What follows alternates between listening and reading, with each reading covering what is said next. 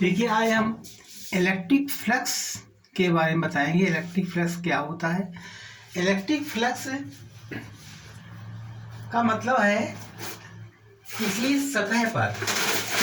सतह पर जब बहुत इलेक्ट्रिक फील्ड पास होता है किसी सतह, ये एक मान लीजिए सरफेस है, इसे ये हमारे स्क्वायर है कोई, इसके अंदर से कोई फ्लक्स इलेक्ट्रिक फील्ड निकलती है तो इसको कहा जाता है इसके अंदर कितना फ्लक्स निकल रहा है, इलेक्ट्रिक फ्लक्स निकल रहा है। इस समतल के अंदर से कितना इलेक्ट्रिक फ्लक्स निकल रहा है।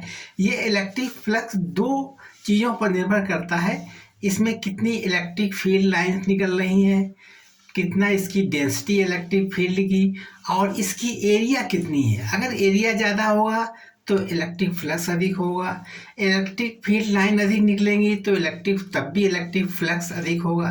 कहने मतलब इलेक्ट्रिक फ्लक्स इसके अंदर कितना इलेक्ट्रिक फील्ड निकल रही है, तो इसी इलेक्ट्रिक फील्ड जो इसके अंदर निकल रही है उसी को कहते हैं इलेक्ट्रिक फ्लक्स। अब इलेक्ट्रिक फ्लक्स किस पर निर्भर करता है, एरिया और इलेक्ट्रिक फील्ड की संख्या के ऊपर। अब देखिए, तो कहने मतलब इलेक्ट्रिक फ्लक्स, ये इलेक्ट्रिक फ्लक्स का चिन्ह है, ये डिपेंड करता है इलेक्ट्रिक फील्ड डॉट इसकी एरिया डॉट ई। ये एक वेक्टर क्वांटिटी है, इस तरीके से इसको बना सकते हैं। ये डॉट चिन्ह लगा हुआ है इलेक्ट्रिक फील्ड, या इसको कह दीजिए अगर कोई एंगल है इलेक्ट्रिक फील्ड वाला होता है ई ए कॉस थीटा। ठीक है, तो इलेक्ट्रिक फ्लक्स निकालना चाहते हैं हम, इस इलेक्ट्रिक फ्लक्स को पढ़ना चाहते हैं तो पहले हम एरिया को, इलेक्ट्रिक फील्ड को पढ़ेंगे। ये क्या है, इलेक्ट्रिक फील्ड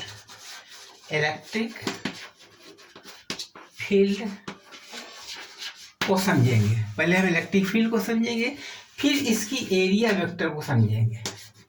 एरिया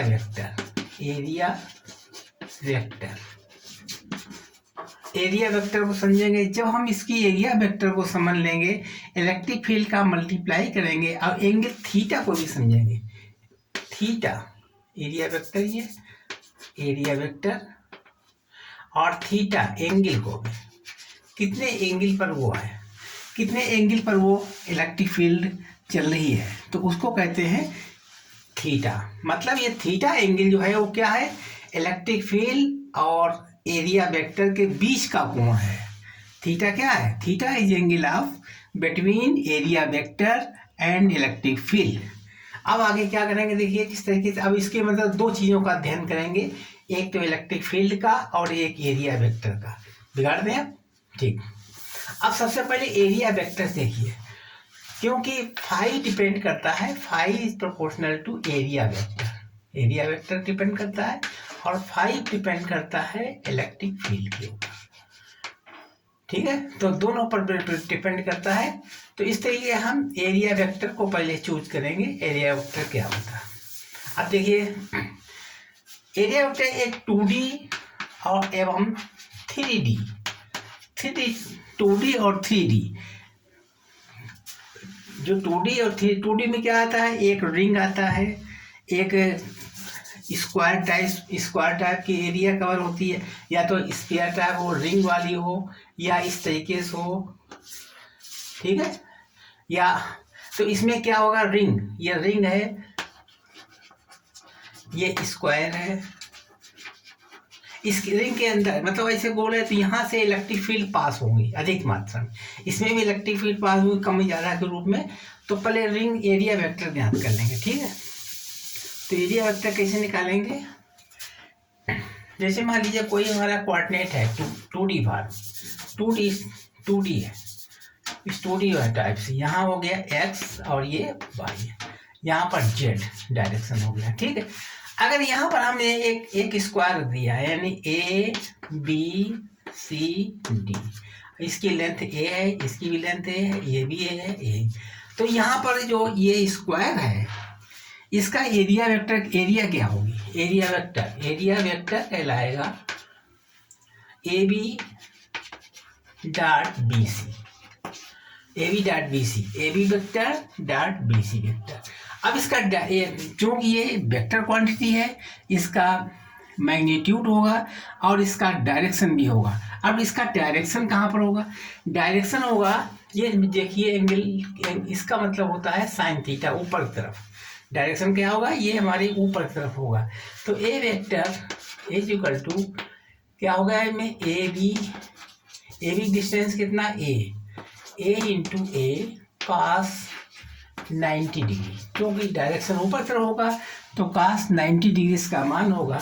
तो इसका एरिया वेक्टर कितना हो जाएगा? ए स्क्वायर। cos 90 मान कितना होता है? cos 90 मान होता है, नहीं cos नहीं, साइन, क्योंकि इसमें साइन लगेगा।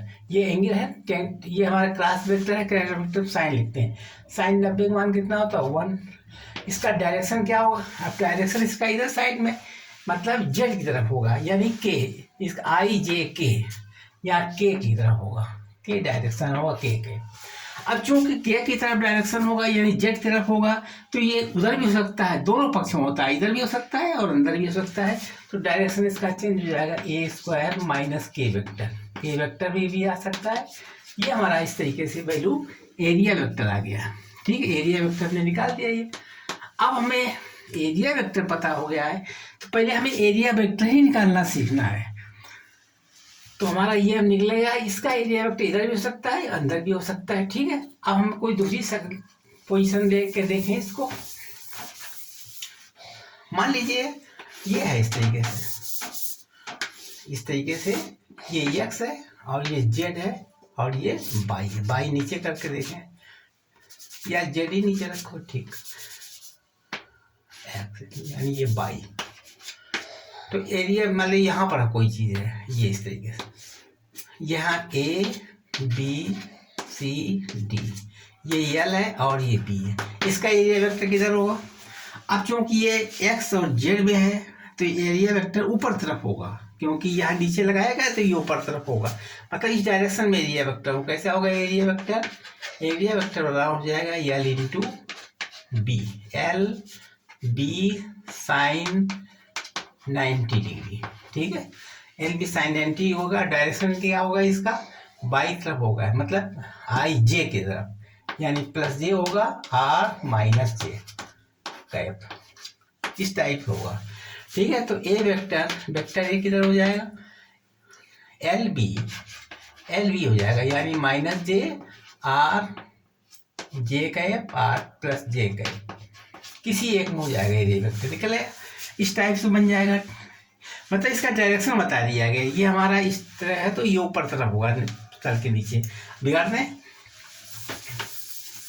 इसके अलावा अगर कोई कोण है इस तरीके से, ये हमारी कोण है,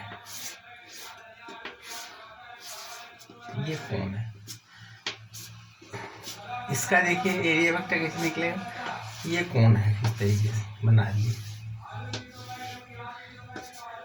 ठीक है, ये कोण है, इसका भी एरिया वेक्टर निकाल सकते थे।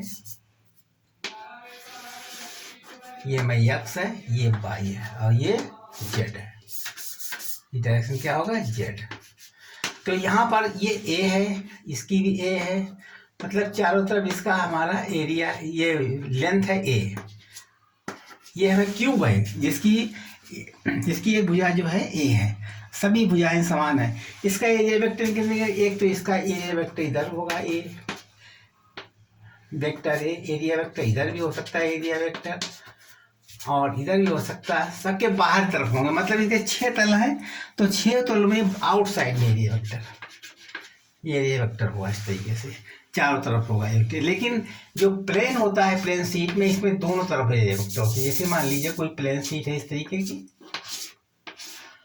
इसका एरिया वेक्टर इधर होगा और इधर भी होगा एक्टिव। अगर इसको हम प्लस मानते हैं तो इधर माइनस होगा, ये भी एरिया वेक्टर होगी जगह में खड़ी। जैसे मान लीजिए हमने कोई प्लेन लिया है, इस तरीके से लिया है, तो इसका सरफेस एक इधर भी होगा, एक सरफेस इधर भी होगा। इसको हमने प्लस माना है तो इधर माइनस हो जाएगा, ये हो जाएगा। ठीक है, इसमें दोनों तरफ एरिया वेक्टर होगा, इधर भी होगा, एक प्लस में होगा एक माइनस, लेकिन क्यूब में एक ही तरफ होगा एरिया वेक्टर। अगर कोई हमने दूसरी चीज़ ले लें, कोई बेलन ले लें या सिलेंडर टाइप ले लें, तो इसको कहते हैं 3D में सिलेंडर भी आता है। जैसे मान लीजिए कोई सिलेंडर लेना चाहें इस तरीके से, ये है x बाई और ये जेड बार। अगर मान लीजिए यहाँ पर हमने कोई सिलेंडर रख दिया इस तरीके से, हाँ, इसका एरिया वेक्टर क्या होगा, इसके भी एरिया वेक्टर एक तो ये हो जाएगा इसी पाई आर स्क्वायर, यानी एरिया वेक्टर ये हो जाएगा, एरिया वेक्टर लिख लीजिए ए हो जाएगा, और एक इधर ये हो जाएगा और एक ऊपर साइड में हो जाएगा। ठीक है, तो 3 एरिया वेक्टर हो गए, एक इधर हो गया, एक इधर हो गया, एक ऊपर, ये भी एरिया वेक्टर। ये कर्व सरफेस हो गया, ये प्लेन सरफेस, इसका एरिया वेक्टर क्या होगा, पाई आर स्क्वायर, और इसका भी पाई आर स्क्वायर होगा, और इसका होगा 2 पाई आर एल, क्योंकि एल डिस्टेंस मान लीजिए, ये लेयर लंबाई है, ये आर है, तो इसमें ये कंडीशन प्राप्त हो जाएगी। ये एरिया वेक्टर्स हो गए, मतलब इसके एरिया वेक्टर मतलब एरिया का डायरेक्शन भी दिखाया है। ठीक है, अब इसके बाद में देखिए, अब हम ज्ञात करेंगे फ्लक्स क्या होता है। फ्लक्स निकालना सीखेंगे। फ्लक्स ई बराबर होता है ई इंटू ये एरिया वेक्टर है। ठीक है, ये एरिया वेक्टर, ये हमारा ई है। अब फ्लक्स की यूनिट क्या होती है, यूनिट एसआई पद्धति में क्या होगी, यूनिट होगी न्यूटन प्रति कूलम, क्योंकि ई की इकाई होती है न्यूटन प्रति कूलम, और ए की क्या होती है एल स्क्वायर, मतलब इसका मीटर स्क्वायर, मीटर स्क्वायर ये हमारी यूनिट होती है। यूनिट होती है एसआई यूनिट में क्या होता है न्यूटन प्रति कूलम मीटर स्क्वायर। ठीक, अब इसके बाद में हम ज्ञात करेंगे फ्लक्स। फ्लक्स ज्ञात करना, फ्लक्स यानी फाई ई। फाई ई का फार्मूला क्या होता है, अभी बता चुके हैं, ई गुणे ए वेक्टर इंटू ए वेक्टर बराबर होता है ई वेक्टर ई ए कॉस थीटा, ई ए कॉस थीटा। अब हमें ये फाई ज्ञात करना है। इसके लिए क्या करेंगे, मान लीजिए हमारे पास कोई समतल इस प्रकार से है, ये समतल है, यहां से हमारे ई पार कर रहा है, ई इलेक्ट्रिक फील्ड इधर गुजर रहा है, और ये हमारा इसका एरिया है। तो ये एरिया में कितना ई प्राप्त करता है, मतलब एक लाइन से फाई बराबर 2 मान लीजिए, ये अगर छोटा साइज में है तो ये बराबर 2 मान लीजिए, 2 हमारे फील्ड लाइन इसमें क्रॉस कर रही हैं इसी एरिया में, तो इसका फाई कितना हो गया 2। इससे अगर हम ज़्यादा फील्ड लाइन प्राप्त कर दें इसी के लाइन में, मतलब 1 2 3 4 प्राप्त कर दें, है यही हो जाएगा डायरेक्ट, यहाँ पर जो लाइन चल रही है ना, तो यहाँ हो जाएगा फाई 4 हो जाएगा। अगर इसकी एरिया बढ़ा दें तो फाई की संख्या अधिक हो जाएगी। कहने मतलब ये जो इलेक्ट्रिक फ्लक्स होता है वो इस एरिया और इनकी संख्या के ऊपर निर्भर करता है, डिपेंड करता है।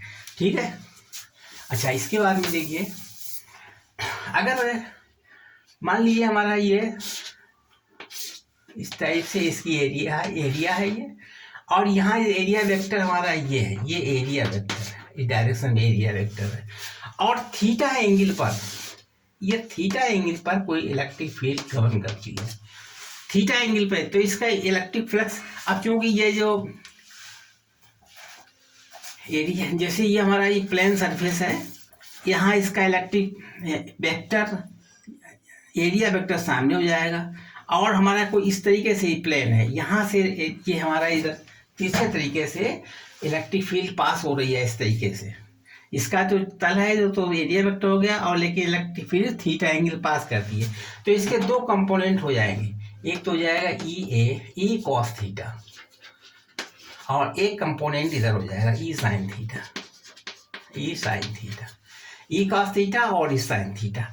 तो जिधर हमारा एरिया वेक्टर होता है वही कंपोनेंट हम लेंगे, समझे, जिधर एरिया वेक्टर होता है वही कंपोनेंट लेते हैं, ई मतलब ई ए कॉस थीटा, यही कंपोनेंट लेते हैं ई ए कॉस थीटा। थीटा एंगल जो है इनके दोनों के बीच में है, ये और इसके बीच, इलेक्ट्रिक फील्ड और एरिया वेक्टर के बीच में थीटा एंगल। ठीक है, तो ई ए कॉस थीटा, मान लीजिए थीटा का मान 30 डिग्री रख दें, तो यहाँ पर थीटा 30 डिग्री हो जाएगा। ठीक है, तो इस तरीके से जो वैल्यू आएगी वो निकाल लेंगे। ठीक है, ये तो हमारा इस तरीके। अगर मान लीजिए कोण है कोई इस तरीके से कोण है इस टाइप, ये हमारी कोण है, और इस तरीके से हमने इसको कोण को बना दिया।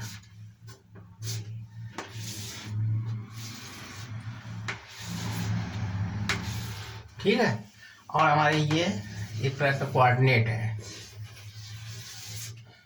ये एक्स डायरेक्शन, ये वाई डायरेक्शन है और ये जेड डायरेक्शन है। ठीक है, अब इस कोण के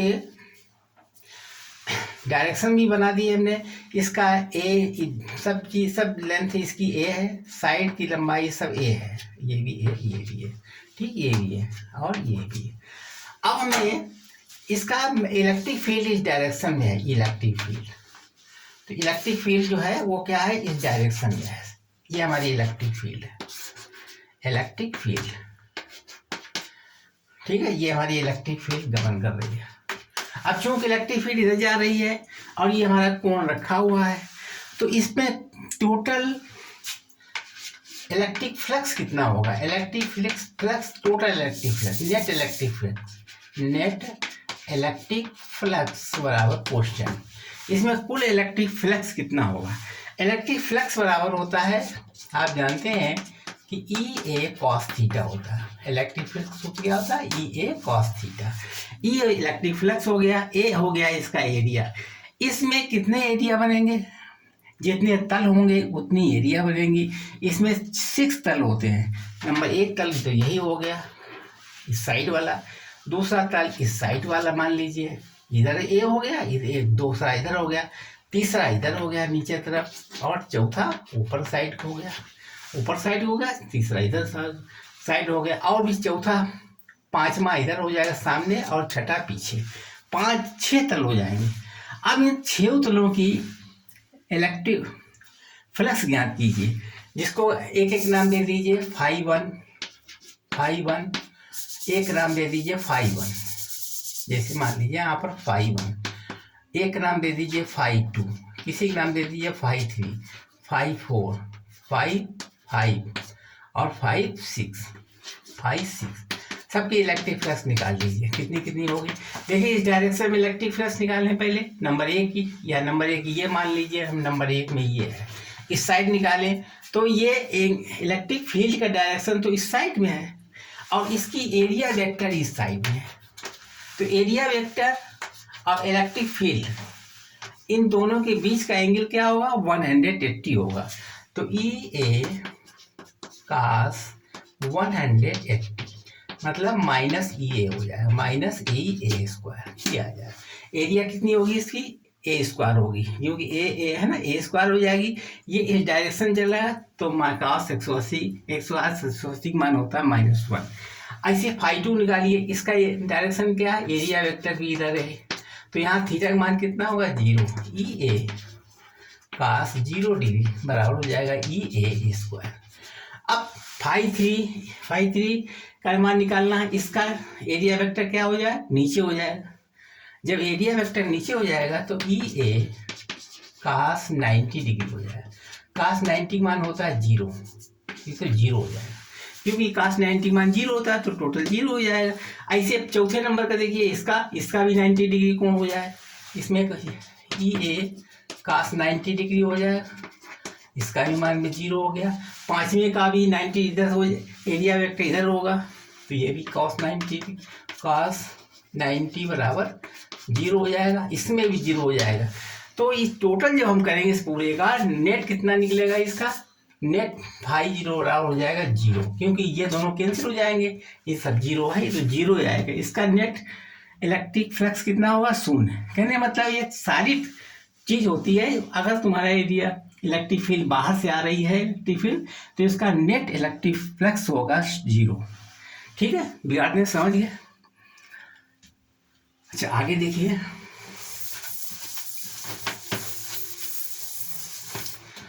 इसके बाद में मान लीजिए ये हमारा एक्स डायरेक्शन है और ये वाई है और ये जेड है। इसके अंदर हमने बेलन रख दिया है, सिलेंडर, ये सिलेंडर रखा हुआ, ये सिलेंडर है, ठीक, ये सिलेंडर, इसकी लंबाई है एल लंबाई, इसकी आर रेडियस कितनी है, इसमें आर। इसमें एरिया वेक्टर पहले निकाल लीजिए, इसके नेट फाई निकालना, फाई ई बराबर क्वेश्चन। तो इसमें एरिया वेक्टर किधर होगा, एरिया वेक्टर इधर हो जाएगा, इसका एरिया वेक्टर। और हमारा इलेक्ट्रिक फील्ड कैसा है, डायरेक्शन ये है, मतलब इलेक्ट्रिक फील्ड ये डायरेक्शन है इलेक्ट्रिक फील्ड का, क्योंकि इलेक्ट्रिक फील्ड का डायरेक्शन ये है, ठीक है, डायरेक्शन ही बता दिया इलेक्ट्रिक फील्ड का। इसका एरिया वेक्टर इधर हो गया, इसका एरिया वेक्टर इधर हो गया, ठीक है, और इसका एरिया वेक्टर ऊपर हो जाएगा। तो इसका नेट इलेक्ट्रिक फ्लक्स कितना होगा, नेट इलेक्ट्रिक फ्लक्स हो जाएगा, नेट इलेक्ट्रिक फ्लक्स बराबर हो जाएगा, इसको एक नंबर मान लीजिए, इसको नंबर 2 मान लीजिए, इसको नंबर 3 मान लीजिए। तो नंबर 1 का हो जाएगा, नंबर 1 में तरह रहेगा इलेक्ट्रिक फ्लक्स बराबर हो गया ई ए cos 0 डिग्री, 0 डिग्री हो जाएगा, क्योंकि इधर एंगल एरिया वेक्टर है, इधर इलेक्ट्रिक फील्ड है, तो इसका एंगल क्या होगा 0, और इस साइड में क्या होगा, इधर इलेक्ट्रिक फील्ड एरिया वेक्टर, तो ये हो जाएगा प्लस ई ए cos 180 डिग्री, ठीक है। ऊपर क्या हो जाएगा, प्लस ई ए cos 90 डिग्री, क्योंकि एरिया वेक्टर इधर साइड में एरिया वेक्टर है, ये एरिया वेक्टर है, इलेक्ट्रिक फ्लक्स जो है इस डायरेक्शन में है, इधर एरिया वेक्टर है, इलेक्ट्रिक फ्लक्स इस डायरेक्शन में है, तो एंगल कितना 90 डिग्री हो जाएगा। अब टोटल मिला के बिगाड़ते हैं कितना हुआ है, इसको समझिए, इस तरीके से ये ज्ञात किया गया। अब देखिए आगे, अब नेट इलेक्ट्रिक फील्ड कितना हो जाएगा, इसका मान हो गया 1, मतलब ई ए, और इसका मान हो गया अभी माइनस ई ए, इसका मान हो गया 0, क्योंकि इनका 91 0 होता है। अब फाई ए बराबर ई ए, ई उसे क्या होगा पाई आर स्क्वायर, क्योंकि रेडियस बेलन का आर स्क्वायर था इस तल का, और यहाँ हो गया minus E pi R square plus 0, ये भी दोनों कैंसिल हो जाएगा, फाई नेट बराबर 0। इस तरीके से एरिया वेक्टर इलेक्ट्रिक फ्लक्स ज्ञात करना हमने आपको बता दिया था। इलेक्ट्रिक फ्लक्स कैसे निकाला जाता है, ये सब थ्योरी हमने बता दी है। फिर अगले वीडियो में बनाएंगे, तब तक हमारे चैनल को आप सब्सक्राइब कीजिए, लाइक कीजिए और शेयर कीजिए, प्लीज सब्सक्राइब